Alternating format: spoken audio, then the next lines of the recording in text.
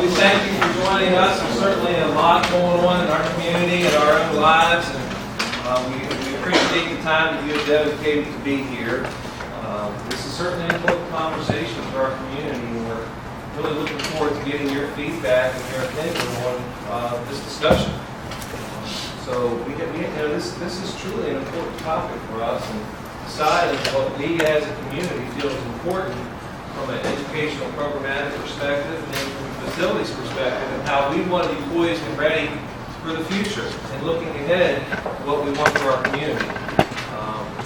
I do want to thank also those of you that have been a part of this process for several months. Many of you have been working on this topic since probably September of 2014. So you've been a part of many conversations and a lot of meetings, and for most of you, this is your third community meeting that you've been a part of. And I want to thank you for your service, because you're volunteering your time, you're giving your time to help our community make good decisions regarding what we want for our school to do. So I'm most appreciative of that. Our goal for tonight is simply to get feedback, and it may be a good thing that we have a small group, because we can engage in some really positive conversation and really get into the issues maybe a little bit deeper than we would be able to with a much larger crowd. But I think one of the questions is, why are we here? Why are we doing this? What's the purpose of the work that we're doing? And why are we looking out 25 years? Well, the truth of the matter is, we as a community need a roadmap. We need direction on where we're going to go educationally and from a facility standpoint long into the future. And the truth of the matter is, there's a lot of work that we need to do as a school division to prepare ourselves for education in the future. And we have facilities right now that age every day, and some are more progressive than others, and some are in worse shape than others. So it's a conversation that we need to have. What do we want our facilities to look like? What do we want taking place within those facilities?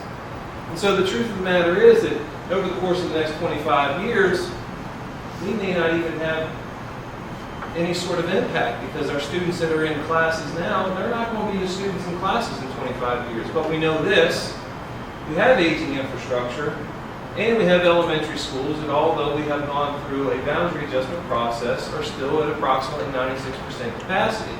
We know that we also have two schools that are over 1,000 or under 1,000, right around the 1,000 student mark. And as a community, is that okay? Is that what we want? Do we want a different structure? So these are the things that we have to decide, and it takes time to do those things. It takes time to implement any sort of plan that we may have. And if there are financial implications, which there will be, you need time to leverage those resources and plan things accordingly. So although it's a 25-year plan, that doesn't mean that you wait till year 25 to do anything. There are things that will be done incrementally over time to get to the ultimate goal of being complete and finished by year 25. So this is an important conversation. What do we want for our community? And hopefully tonight we have some good dialogue, and we can get some really good feedback from the community using the survey and some other avenues that we're going to use. So I appreciate you being here. Thank you. And I'm going to turn it over to our experts. We have Tracy Richter, the CEO of the Young Richter, and we have Mike Ross from the firm of HBA, and we have Matt Sachs, who is an analyst with the Young Richter, and they're going to walk us through our work here this evening. So welcome, gentlemen. Really, thank you. Good evening, everybody. So there's a lot of words on those first two screens. One of the reasons there's a lot of words on those first two screens is that obviously we want more people to participate. At the end of the night, you're going to see an online survey also.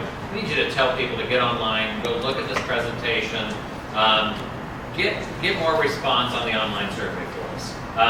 We know spring is busy.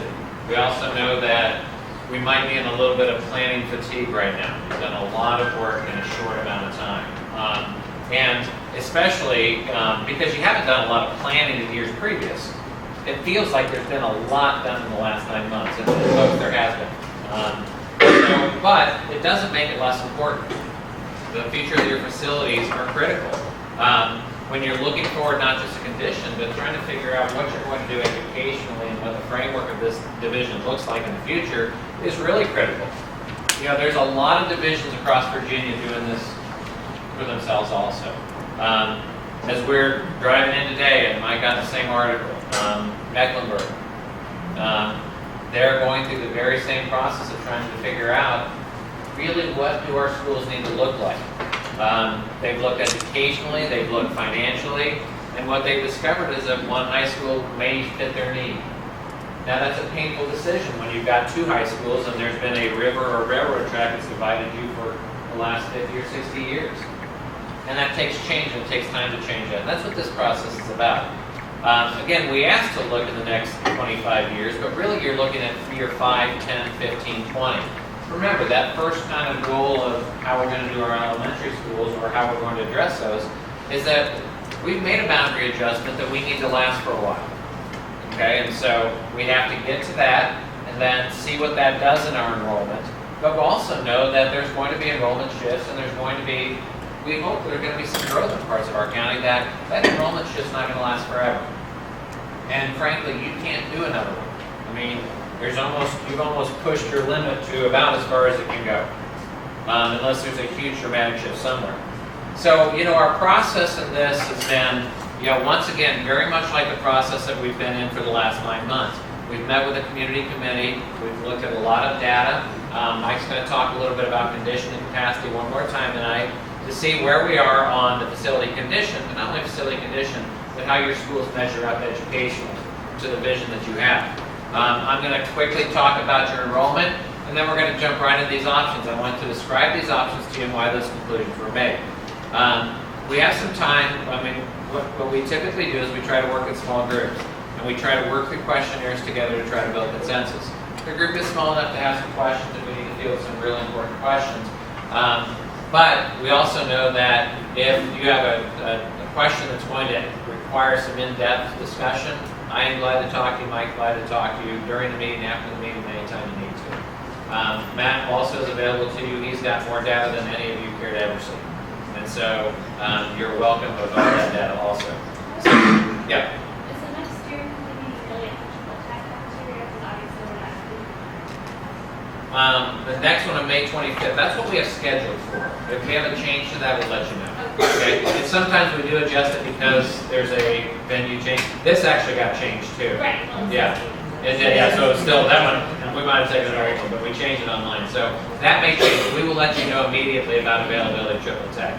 One of the things we'd like to do, we seem to always meet here because it's convenient. There's a lot of schools I think people should see. I think people should see triple tech. I'm glad you brought that up because every option you see tonight is about replacing triple tech into a state-of-the-art, career and technical facility for the division. It might be good. How many have never been there? I mean, that's kind of, maybe you all have, maybe you haven't, but, well, that's good. Maybe you're in the right location for everything. Right. So I'm gonna let Mike take over for a few minutes. He's gonna talk a little bit about your capacity and your condition. I'm gonna turn this over to you, Mike. Oh, you got one too? Use this. Thank you. Okay, hi everybody.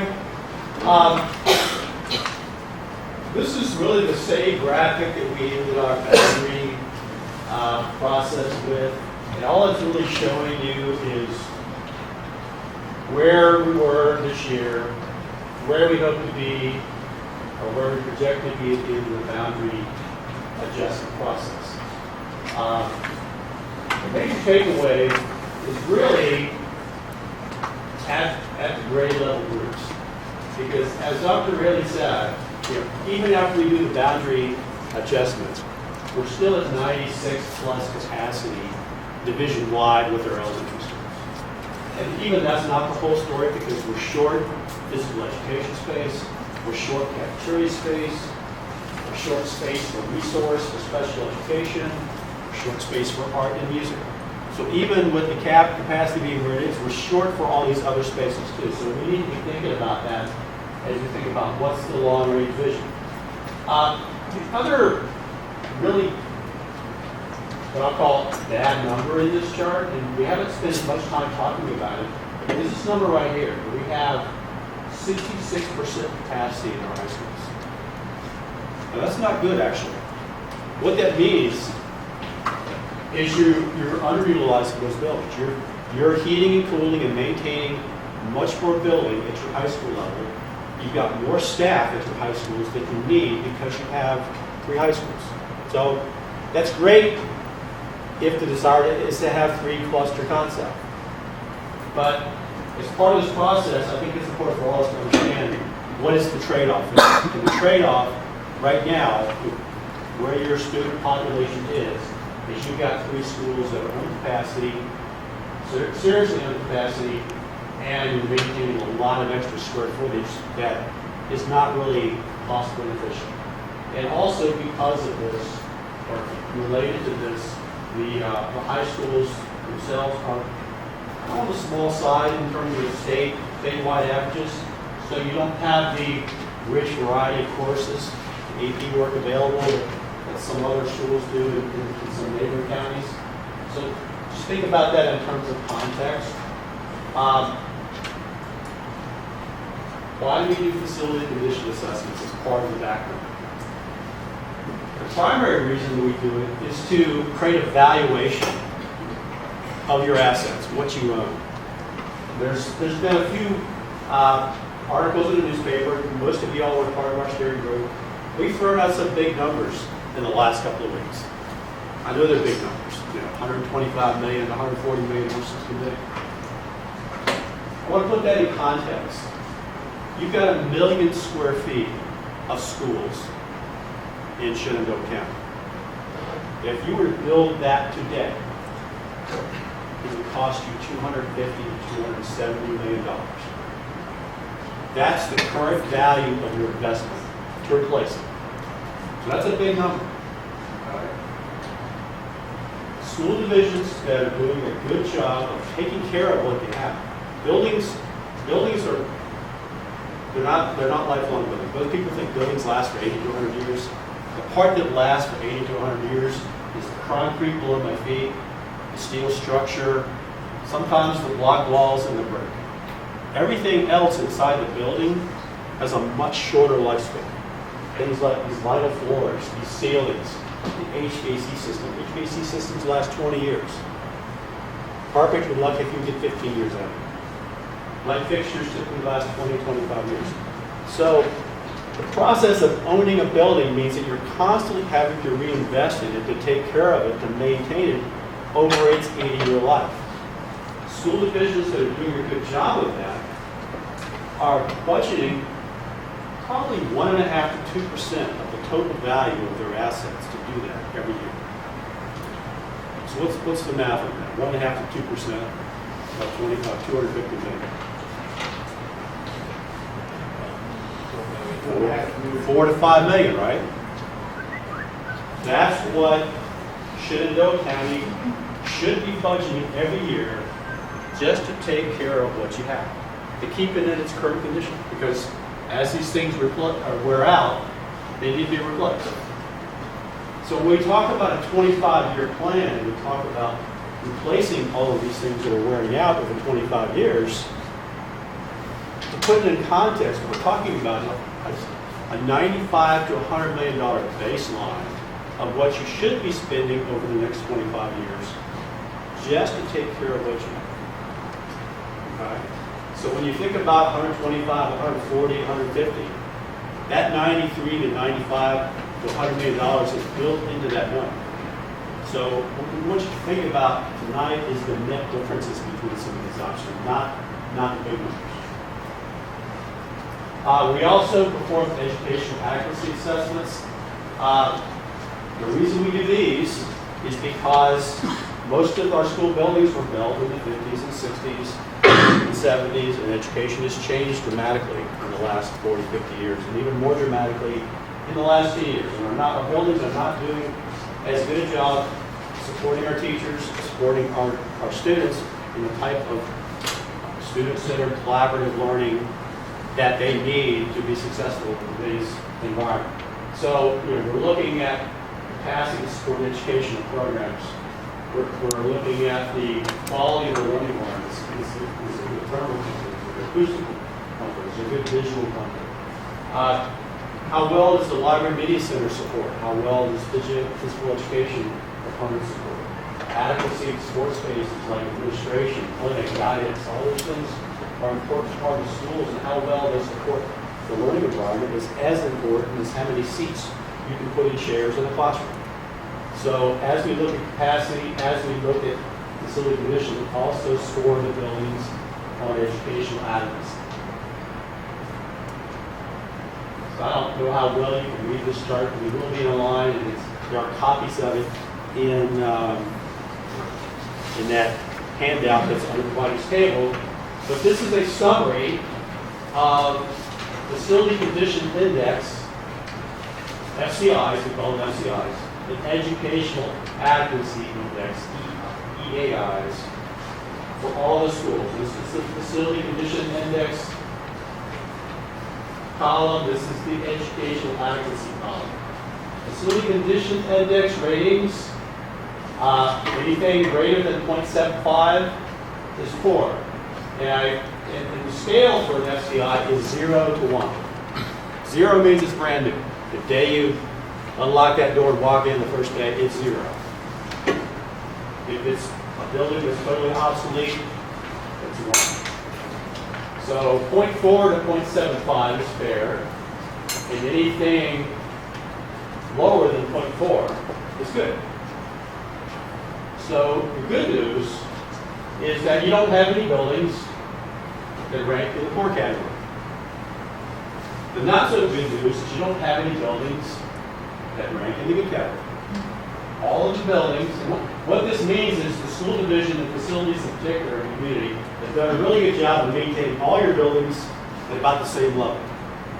They're all aging equally. There's parity across the systems in terms of taking care of your facilities. The problem is not enough money is being applied to the process across the division. There are those schools that are much worse off than the others in general.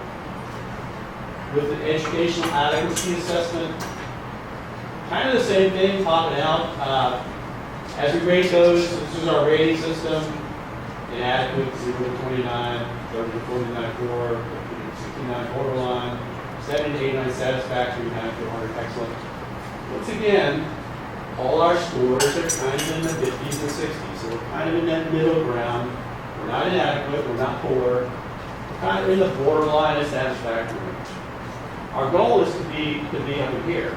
If when we're up in here, we've got facilities that are supporting the type of educational program that we want to deliver, and they're providing space and tools to support the teachers in what they're endeavoring to do. So when we roll those up and look at them by grade level groups, what we see is that from a facility condition index point of view, they're all right in the 4.5 to 5. So we've got it right there at that middle ground of fair. On average, the elementary schools are a little bit, need a little bit more care than the high schools. And that's intuitively, that's what you would think, because back in 2003, a lot of money was spent on high schools. Big investment, $30 million, $10 million per high school site, to add new gyms, administration needed center, do some renovations. So that's where the recent money has been spent, so the high schools are looking a little bit better condition. Educational adequate assessment, once again, elementary schools scored the poorest, middle schools scored the highest, highs from down in the middle. So, not bad, but we have some work to do. Now, as the building ages, it goes through life cycles. And most of the materials that are inside these buildings, some of the things I talked about, we call them building systems and codes, have a 20 to 25 year life cycle. And what this chart shows is that, and this red dashed line is your FCI. So it's starting at 0, brand new, and it's working its way up. This is time, 5 years, 10 years, 15 years. And by the time we get to 20 to 25 years, we've got some major component replacements we need to do. And that's more or less happening. By the time we get to a building that's 40 to 45 years old, that FCI has decreased because we replaced some stuff, and now it's starting to creep up again, and it's actually going to go higher this time because other parts of the building we haven't addressed are getting older. If we do, and we have an option at this point, we either replace or we modernize, do a major renovation of the building. That brings the FCI down. and it starts working its way back up. And once again, we couldn't modernize everything. We didn't do anything with the structure or some of these parts of the building that tend to last longer. So eventually you get to this point, 75, 80 years down the road, where you've really got this obsolete building. Education adequacy factor works much the same way. That's the dashed blue line here. The day you open the building, if it was designed well, it's a 1. Brand new, it should be a 1. And it starts aging out. You do some major renovations to improve the education adequacy in 30, 40 years and bring that number down. And it starts going back up again. So what we do, we call it composite. We call that the total condition index. We overlay this line, the dashed blue line and the dashed red line together. We end up with this purple line. And that shows a little bit better graphically the life cycle of a building in the context of both replacing buildings, components, and systems, and also improving education adequacy. And understanding that probably by the time a building is 40, 45 years of age, you're going to need some major stuff. I'm going to go back one. One column I didn't talk about, average building age. Elementary schools, 33 years. Now, most of your elementary schools have at least 3 buildings on the campus that are connected. The original buildings were built in the early 70s. They had some early 1990s additions, and they had some late 1990s additions. So you do a composite of all that, and the average of those is about 33 years. The middle schools are each just 1 building, and they're all approximately 23 years old. Your high schools are older because they have older buildings that are the center core here that are built in the 50s. So even though you've got some new parts of high schools, on average, the entire building is 44 years old. So if you think about that 33, 43, to 44, add 25 to that. If we do nothing but take care of the buildings that we have, and that's an option, something we're going to talk about, then in 25 years, the average age of your elementary schools is going to be 58 years. The average age of middle schools is going to be 48 years. And the average age of high schools is going to be 69 years. Yes, sir. When you have these numbers, do you have any comparison to where we lie compared to the state of Virginia, compared to the next state? Where do we fit in with the rest of the country and the rest of the state? You're pretty comparable with most rural communities. Across the nation? Yeah. It's not unusual. Okay. And so when you see what you're talking about, and I see where you're coming from, but I went to Virginia Tech, you know, there are buildings that were at Virginia Tech when I went there last century that are still there today. They don't tear all those buildings down. They put new stuff up, new housing, new engineering building. They're still using the same old dates and chemistry hall that was there when I was there. It was probably there when somebody had all their needs. And they perform. So you do modernize. Most of those buildings probably were built to look at it. That used to be built. And then a lot of those buildings probably have done major modernizations in their 35 to 40 year life. And that is one of the things that we're talking about now. It's time to start thinking about plugging that type of major modernization into these schools. Because that's one or two of the options have those components to both address the larger scale building public system replacement items that we've done, and also improve the education process. Is one of those modernizations in this package? Yes, sir. I think actually it's option A, right? First one. Right. Option A is basically keeping what you have, renovating, modernizing, doing the building system part of placement, and also doing some educational adequacy work, improving the building environments. And I think the only new construction in option A is replacing triple tech living work facilities. That is the oldest facility and the one that's the highest limits. Include renovating that to the center of the community to get it more central. So option A is the renovation and modernization. So graphically, we plug our schools into this chart, what this tells us is that when we composite the FCI and the educational attitude factor, the elementary schools have the greatest need.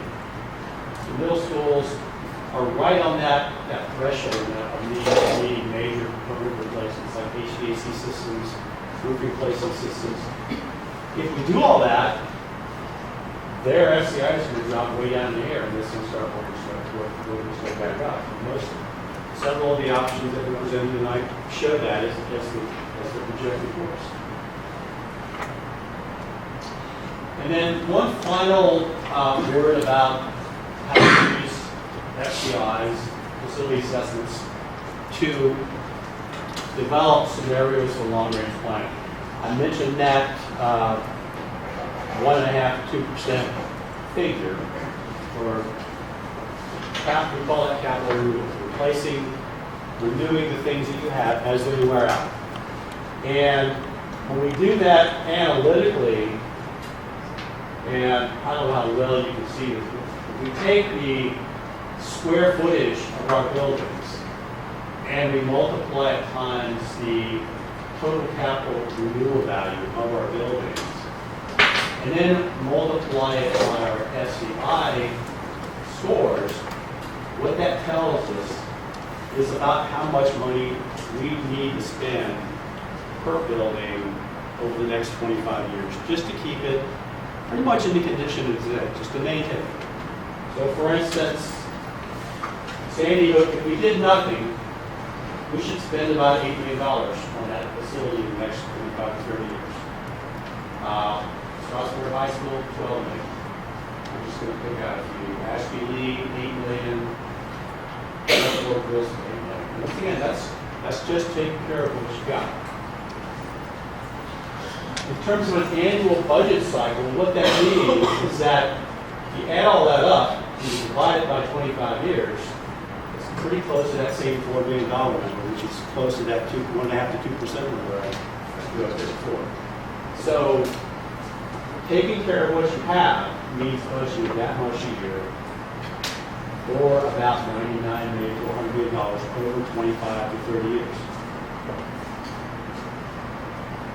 What's currently being applied right now, or actually what's currently being requested right now on average, is about that much.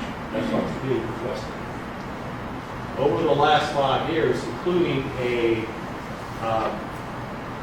electrical systems, lighting systems, technology systems upgrade that was part of some borrowing, I think that's about $7 million. The average over the last 5 years is about $2 million. So at this point, not enough money is being applied to maintain what you have, and what is happening is the conditions are gradually falling behind. So if they continue to fall behind over the next 10, 15, 20 years, what you're going to be faced with is some really undesirable facilities, or you're going to have to do some major projects to catch up. Okay? So some of the things we're going to be talking about tonight, some of the options are catch-up options. How do we do a major renovations here? How do we catch it up to get it current, because we haven't been spending enough money over the years. So the other component to this, and there's a condition drives a lot, but we also know that the enrollment will drive what your need's going to be for seats. The historic enrollment, you've been relatively flat for the last 10 years. We anticipate some drop out there, but if we look at the grade levels, what we're trying to get to is to try to plan how many seats we are going to need. Again, we do a 10-year projection. After 5 years, I don't really look at them very much. And so what we try to look at when we're trying to figure out how many seats we're going to need is probably that highest enrollment that we get at each grade level. Now, the problem with that educationally, we've said this all along, is that if we really believe that in 20 years that if you have 1,800 high school students and you need 1,800 seats, you have fallen woefully behind in high school education. High school kids don't go to school 8 hours a day today. Many of them go 4 to 6 hours, take online, go to a triple tech, go to whatever they're going to do, take early graduation, all of those things available to students to progress them forward. especially when you're in environments. And again, one of the things that is always going to be the challenge of smaller school environments, and I'm not a big school proponent or a small school proponent, is the idea of being offered those AP courses and challenging courses that when they go to Virginia Tech or go to Virginia or go to Old Dominion or go wherever they want to go, is that they have a competitive edge that sits next to the person who had those programmatic options.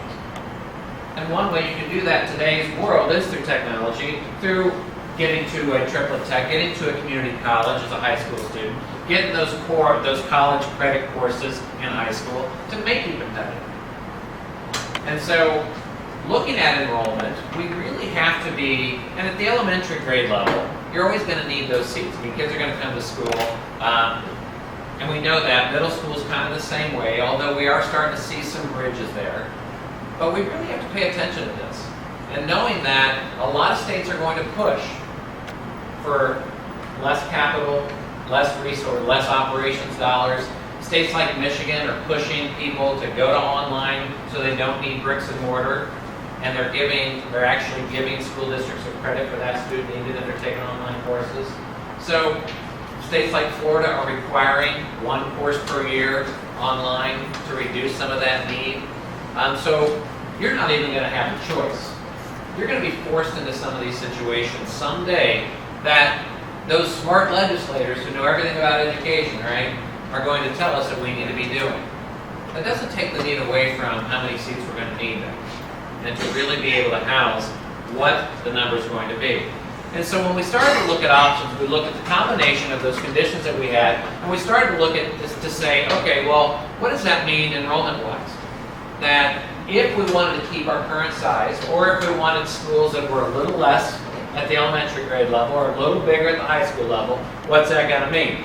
And in a simple flip chart math exercise, if the highest enrollment out there are these numbers, and I've added a little bit of juice to these to make sure that you have some room, is that at the end of the day, with 2,700 in projection for elementary schools, if you want to keep your current configuration in 3 schools, it's going to average about 900. Well, you don't average that now because your population is not balanced like that, which means the North Cluster is always going to have 1,000+ students in their elementary school, always. And if you're okay with that, that's fine. That's a community decision. If you think that that smaller elementary schools will make sense for this community, you start doing the math. 4, 5, what does that mean? And how big is that enrollment? And what are you comfortable with? Now, what I'm going to tell you is that there's no architect, no facility planner in the world that should walk into your community and tell you how many schools you need based on that school size. Because every division and every district is different.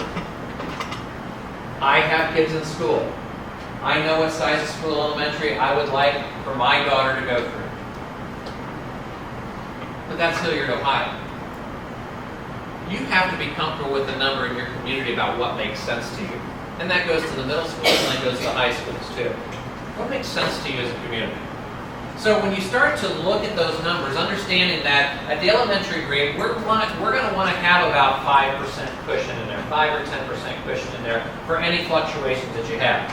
At the middle and high schools, you want 10 to 15% because you're always going to have those fluctuations. And not only that, scheduling's a nightmare when you're at 100%.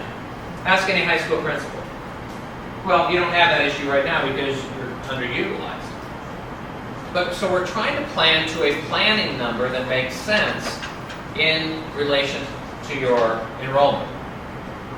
So that's how you come up with some options. You look at, there's other things that you have to consider when you're out there. You also have to look at your funding. Right now, in about 6 years, you're going to have a pretty big drop in the funding that you're paying back in your debt service, which kind of fits within that boundary discussion that we had about when can you really start to do anything. The idea about thinking 25 years ahead doesn't mean you start work in year 25. It means you work towards year 25. And when can you meet those goals? And when do you have to meet those goals? And sometimes it's driven by conditions. Sometimes you need to pass emergency dollars to place a new boiler because your boiler's failed. Where are you going to get the money? Sometimes you need to do it because you have too many kids in a building. Or you don't have enough kids in a building. And when all those things move together, finances, demographics, condition, and when that perfect storm comes, when you have to make a decision, you need the data to make it. And that's why you do facility planning. It is a long-term look at facilities. It creates your roadmap. Understand that these options that you see tonight are not in a preferred order. There's always that conspiracy theory out there. Put them in the order that they want us to vote. No. Something had to be A, something had to be B, something had to be C, and something had to be D. It's that simple. And so the first one is a preferred order, not a preferred order, but the first one is logical because it's what you got. And then after that, we just develop from there. Remember that the planning costs are estimates only. They are 2016 dollars. Costs are going to look a lot different in 2035 and 2040. And so as we build a plan, Mike's estimates of how systems go and when they go has to be adjusted also into, okay, what's it going to take for us in a capital program, dollar-wise, and what's that escalation that we put to the dollar amount. Also, they don't suggest any project order. You're going to have a question in your questionnaire tonight that talks about your priorities. A big question that gets asked is, well, what would you do first? Well, the big need seems to be elementary utilization, but I might show you an option tonight that says if you did a high school first, you could save a ton of square footage that you wouldn't have to pay for. So what do you do first? And again, that's a little bit of data driven, but it's also community driven about what you perceive the needs are. And that's how you get to options. Now, one of the goals tonight is to look at these options and to evaluate the options, but if there's something else out there that you think is a great idea about how we can get to our end goal, I want you to talk about it. If there's a better plan to get there, or if there's a structure that you see might work that we haven't thought about both as a consultant, a division, and a steering committee, let us know. So, sure. Just to give the dollars just as a little more context, I talked about the idea that as a community we're not spending as much money as we should to maintain the buildings that we have. At the same time, the county is also carrying about $1.3 million in capital projects. So there is that balance. And that's the debt that Tracy was talking about. Most of that went towards the $30 million project at the high schools back in the 20. The term on that expires in 2022, 2023. So in about 6 or 7 years, the county's debt on school projects starts to drop substantially. So there's possibly an opportunity there to be thinking about new projects in that time. Okay, so let's jump into the options. This sheet that you have in front of you right here, this 11 by 17, is a summary of each of the options that I'm just going to show you up here, and I'm going to kind of review them and kind of go over some of these strengths and challenges with you, and then look at some of that cost summary to this. The first option that you see on there is basically what you have, is keeping your existing structure, investing into the buildings, and looking to see, okay, what would it cost in the capital renewal, and what would it cost to do extensive renovation to get spaces to where you need them to be. Most of these options actually keep your existing structures, to be honest with you. They just keep your existing structures, but they do a lot internally to make them look different. In this first one, you would renovate the 3 existing elementary schools. In order to deal with your utilization issue out there, is that you'd explore a year-round option. One of the things we talked about in the first process of short-term fixes is that could you go to an elementary model that allowed you to go on a track system that offered a year-round system but still kept on track with middle school and high school vacation and those traditional times. One of the districts we've explored a lot is Wake County, North Carolina, who's gone to a big initiative in order to not build as much space. They've done this, and they've done a 45-15 track. Their schedule keeps 4th of July, Memorial Day, Christmas, Thanksgiving, one more, and a spring break, where everybody has the same thing in the division, or their district, in their case. And they still go on a year-round schedule. But those elementary schools stay on the same kind of vacation track as the secondary schools in their district. What it does is it allows it to open up 25 to 30% capacity in the building. So I don't have 2,700 elementary schools going to school at one time. Now, there are challenges in that, we know that. When it comes to resource staffing, when it comes to daycare, when it comes to summer, well, the elementary schools, not summer jobs, hope not. But there's a lot of challenges when it comes to that. Special education delivery, transportation, maintenance of facilities. So there's a lot of challenges that occur when you go to year-round schools, but there's also a lot of benefits. There's not, in all districts that do that, there's not conclusive evidence of improved educational performance. In Wake County, there happens to be. But I'm going to tell you, there's probably 4 other influences: building leadership, socioeconomic stress, there's probably other influences. But what it does is it allows students to not have so much break in time for retention purposes. And the reason we don't think you'll ever get to a 30% kind of break in there is because you also use that off time in remediation. So students don't have to wait another 9 weeks to come back to something they should have mastered the first time. But they get that remediation quickly, and they go right back into their track then. So there's some benefits, but there's also big challenges to year-round education. And you'd have to explore it. We also think that that's a 2 or 3 year kind of research, communication, implementation process for you. But doable. Districts and divisions do it all the time. At the middle schools, you just renovate those 3 existing middle schools. And then at the high school, you renovate those. Again, we're going to suggest that in time that you replace triplet tag. Get it to the state of the art, and even partner it if you need to. Yeah. So that cost went up significantly from last time we discussed. Is that includes the site? We actually have a site for that, but what we were trying to do was balance some of the square footage need so you see the square footage difference in there. And then we also looked at some cost out there for that. It did go up. Again, it's a planning dollar. We estimate a square footage number. It's the same square footage. It's the same square footage on there. We actually, what we did was we added some value for equipment, all of that stuff, so we increased that square footage cost. So there is an increase from that original option that we had.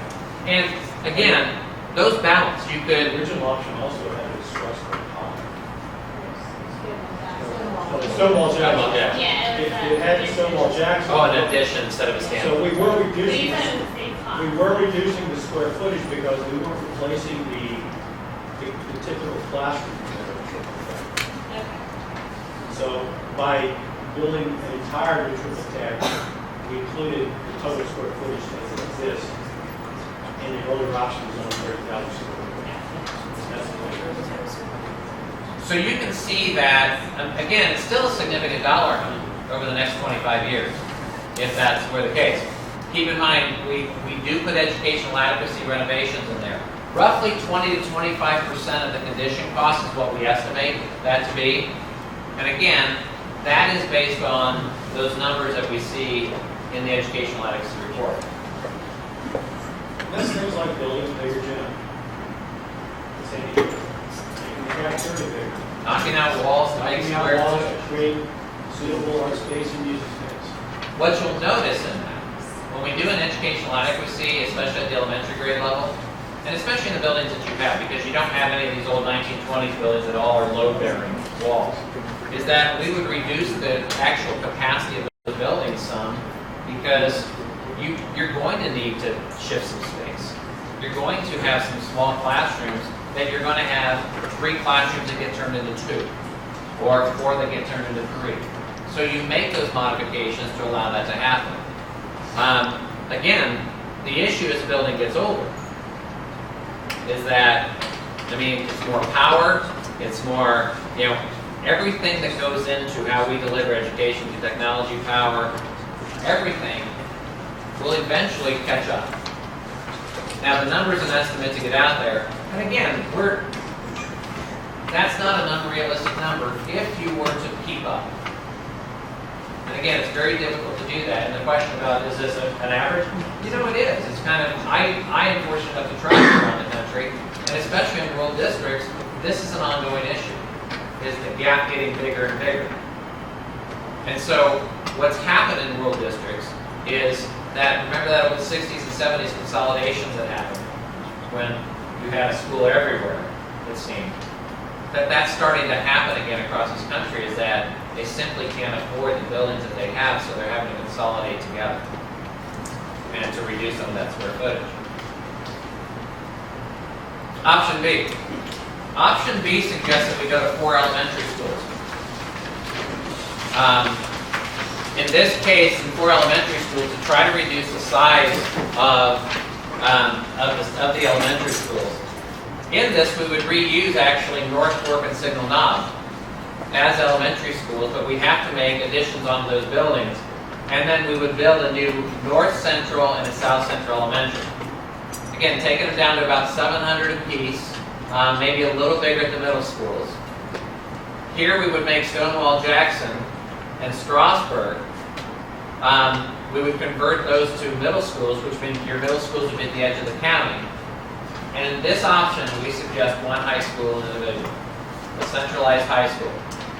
In this, we would renovate Central and Peter Muhlenberg, and we would take out the elementary, we would raise the elementary, and we would build better space in the middle of the campus and create a campus atmosphere for 1,800 students. Now, people think that's a lot on a campus until you look at your campuses that have 1,600 or 1,800 students already on them. The difference is some are 5 years old and some are 18 years old. In this case, but the challenges of a 1 high school division, especially in a rural area, are always going to be some transportation issues. They're always going to be there. What we think about a lot when we think about transportation is not necessarily bus transportation, because there is some break even, not total break even, by only having to go to one site. But the other transportation issues we talk about are activities transportation. Students who want to participate but live on kind of the far outside of the county, and how do they get to and from activity when they're getting back from a baseball game, a basketball game at 8, 9, 10 o'clock at night? And how do you deal with something like that when you're 1 high school? Now, in this though, what we see is that the square footage change in this option right here is that you reduce the square footage in the district by 90,000 square feet. Now, if we put that in perspective, even if a square foot costs you $3 a square foot to operate, and that's a conservative number, by the time you turn lights on, heat, cool, mow, do all that stuff without putting a kid in it, that's $2.7 million of operation savings every year. Currently, what's the debt service? 3? So you wipe out that debt service by the reduction of square footage. But keep in mind, the high school isn't your pressing issue. It's the elementary that seems to have the utilization. This gives you kind of a better investment of your dollars by having plenty of square footage and plenty of seats for students, but reducing that number of facilities and square footage that you have. Benefits and challenges. There's a chart that you have for it. And you can see all those numbers in there. In that where you see closed, that's where you see a lot of reduction of square footage in there. So this doesn't include the performing arts and It doesn't yet, because all that has a cost to it too. That doesn't include, and that's on the last page of this option sheet, that doesn't include having something like that. Now, here's the other thing, is that when you get to the next option, and one of the things that you see in a performing arts and aquatic center is that if you're at 3, let's go to performing arts. Everybody having an auditorium or performance space. Or do you centralize an aquatic center, or do you make it regional again, which is a little premium to have more than one. And it will be. Now, we have heard over and over, and we agree that an aquatic center or some sort of complex like that would be a huge benefit to the county. Not just for the division, but for the whole community. But it comes at a cost, and how do you create kind of that benefit? A performing arts center. I mean, you guys already host some of the biggest concerts at your fair in the state of Virginia, in an open fairground. And they're big names for me. You don't get them in my hometown, in my fair. So you guys do have that element. Is that necessary? So the third option out there, so remember that option has 4 elementaries, 2 middles, and 1 high school. Dramatically different vision than how you exist today. The third option actually just adds 2 elementary schools. This option basically does the renovation, this is option A, and adds 2 new elementary schools. In an effort to get your elementary school enrollment closer to 6 or 650 per school, down from 1,000. And so that balances a little more across the division. We would keep those 3 existing ones. We would really do some significant adequacy to them, adequacy adjustments to them, reducing those capacities, and then building those 2. Again, site to be determined. You already own sites. Frankly, you own just the other side of that little subdivision right there. I don't even know subdivision. All that is division owned, and then you own a site that's just next to Sandy Hook Elementary too. You have sites. Are they the best sites? Maybe, maybe not. But in this case, we don't really, and again, one of the things we don't have in here is a site acquisition cost if you had to go get land for those sites. So again, option C is basically option A, add 2 elementaries. One of the other big negatives on this one, if you look at the lower right-hand corner, adds almost 130,000 square feet of space. And you know that's not. That's new space that you need to take care of for the next 50-some years. Yes, sir. Does option C eliminate year-round schooling for Yes. elementary school? Yes. You wouldn't have a need for it. Option C, you keep your current calendar. You have about, we estimate to be just over 3,000 seats for about a 2,700 projected enrollment. So you'd have plenty of seats in the division to stay on track. Even the last one, in option B, takes off the year-round option. They're still a little full, but then they're a little bigger. Option D, this one is kind of this one was when we were working with the steering committee, something that kind of just came out of left field, but kind of had gained enough discussion to keep it as an option on there. In this case, you would do 5 elementary schools, 1 centralized middle school campus, and do 2 high schools. Now, in this, you would convert and renovate Sandy Hook and Ashby Lee to serve grades pre-K2, and then convert Signal Knot and North Fork. So those north-south campuses, you would just create a pre-K2, 3-5 school buildings. Pre-K2, this is when divisions or districts do this, the typical reason for this is that in a pre-K2 building, you are focused on literacy and numeracy. You're not worried about the state tests, you're not worried about that. You're focused on every student being at grade level. Now, that's a critical component here. That's that 3rd grade level. People think kids drop out or fail in high school. That's a farce, that's a fallacy. Kids drop out and fail because in 3rd grade, they aren't literate. Those are the studies. It takes a long time to catch up. So a pre-K2 building, the benefit of pre-K2 is that you're not worried about teaching to a test. You are focused on getting them literate and getting their numeracy down before they progress. I've seen a few districts do this and do it successfully. However, this causes more building transition. So that is, and there's a lot of people that have a 2nd grader and a 4th grader. Now, fortunately, these sites aren't too far from each other. You're not talking about driving 10 miles between buildings. But what this does is it opens up some capacity at these buildings and allows for basically 5 elementary settings with a new elementary school on the central campus. In Virginia, these are also typically called primary schools and intermediate schools. You've heard those names. That's what it's describing. Primary is K2, intermediate is K5. Okay, so in this case, though, we would actually use Stonewall Jackson and Strasburg as the high schools in the division. So we go to opposite end. Okay, so and again, one of the things you think about planning, and when we're looking at options, is there give and take? We kind of sometimes call the term, does everybody come to the altar with some And in this case, where the central part of the division would lose a high school, but they would gain an elementary school in this case.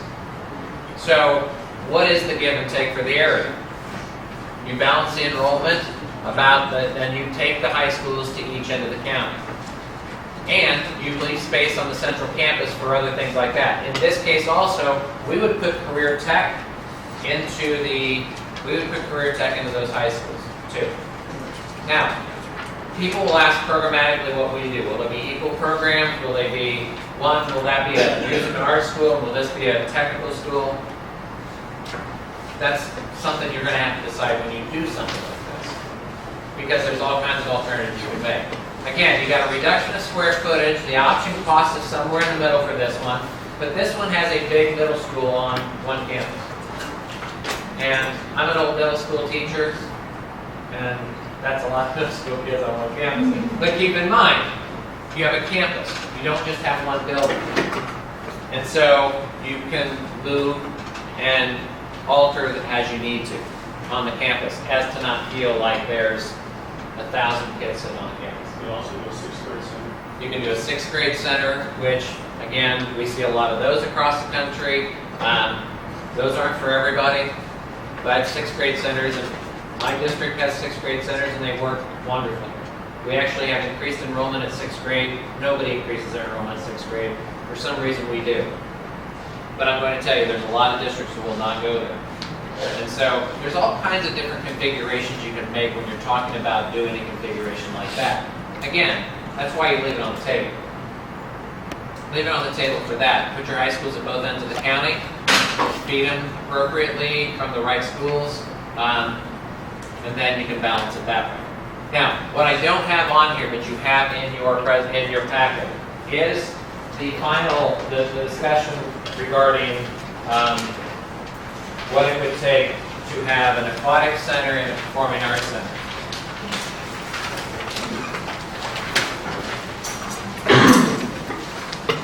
And what we've tried to do is we've asked Mike to do some research about, and he's recently done a couple of these also, is to see what some price points are around the Commonwealth, and the types of spaces these have. A centralized aquatic center is going to be somewhere in the $7 million range. And that is basically giving you a 6-lane pool, a diving pool, some support space around it, and it's for competition. So you have bleacher space, you have welcome space, you have those kind of things that truly make an aquatic center. Plus it has a recreational pool for kids. It does have a recreational pool to make it a more community center. We call it aqua track, which is a lazy river type element for resistance training and for seniors. So rehab and, yep. Also the Performing Arts Center. This is a Performing Arts Center that's basically to hold a certain amount of people, but this isn't like the most fancy Performing Arts Center. It's a practical, what you'd see auditorium, and cost of that. Now, what we've tried to do is we've tried to say, okay, at one centrally located, if you had one each, this is what it would look like in cost-wise. Again, if you were to go to 2 sites, so say you went with a 2 high school option or a 3 high school option, that what would it take to have 2 of these, maybe more centrally located to the north region and the south region of the county, to give you an idea of cost efficiency of 1 center versus 2. Or you could even break that down further and put a 3rd pool if you kept 3 high schools. Nobody does that, I'm going to tell you. I mean, I've been planning high schools for 16 years, and I have yet to plan 1 pool anymore at a high school site. That doesn't mean that they don't do it. There are plenty of districts that do it. I just haven't. A lot of people now are doing community partnerships, partnering with city or municipalities to do rec centers to help share the cost of that in operations and construction. So, but the pool is a necessary part of what you guys do in this county. So, anyway, so you're going to have a question on that.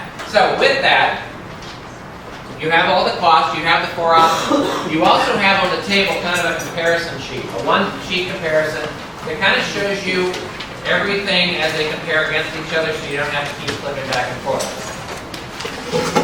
So, what we're going to do is that on your table, you have in the envelope some questionnaires that are going to ask you a couple of questions. We're going to ask you about prioritization. We're going to ask you about the Aquatic Center and the Performing Arts Center. The next questions we're going to ask you is we're going to ask you to look at each of the options on their own merit. Look at that option as not compared to the other ones. And we have just a rating scale of 1 to 10. If you like the option and you think it's the greatest option you've ever seen in your life, it's a 10. If you really don't like it, you say we can never get there, it's a 1. Okay, it's just a rating scale like that. When you've looked at each option independently, what I want you to do is I want you then to rank each option against each other. Kind of a paired weighting exercise. That if you had a choice between A or B, would you choose A or B? If you had a choice between A and C or A and D, it's kind of a paired ranking. What we're trying to get to is, we know that all the options aren't perfect, but if you were to go to a preferred kind of scenario, balancing between rating them and ranking them, how would you do that? When you're done with that, and it shouldn't take you very long to do, you've already been thinking about that, what we're going to ask is that you work as a group and you have 5 questions as a group to answer. We're going to ask you to kind of look at your average of rating for each of those buildings, but talk to each other about why you put a 1 or why you put a 6. And then we're going to ask you, if you can, as a table, put them in a preferred order. If you don't like any of them, else you don't like any of them. I mean, it's really that simple. But so it kind of gives us a feel. What we've told people all along is this: it's not a vote. What we're trying to do is we're trying to develop a roadmap for you and to take all this input in there. If you don't want to finish your individual questionnaire tonight, you don't have to. This link is live, online right now. The presentation will be there tomorrow in case you want to drive yourself through it one more time. But you can go to that. All the documents are going to be available online to do that. We want to get as many people around to go on this too. We know the media reports it really well for us, so maybe people read the paper and go online to do it. But word of mouth is always best. So I'm going to turn it over and let you start the questionnaire. If you have questions, steering committee members have plenty of data in their head, and I'll come and sit at the tables too. So thanks for your time on that presentation. Sure appreciate it. Oh, and when you're done, you can leave. There's not many closing remarks. Oh, I'm sorry. My bad. I always forget about this case. When you're done, the person who has the group questionnaire at your table is just going to take the group questionnaire and report it on the wall up there and just mark it with a check mark. So at the end of the night, you kind of see what the other group said. And then you're free to go. Thanks again for coming tonight. It's good seeing you all once again. And we'll see you again in the end of May.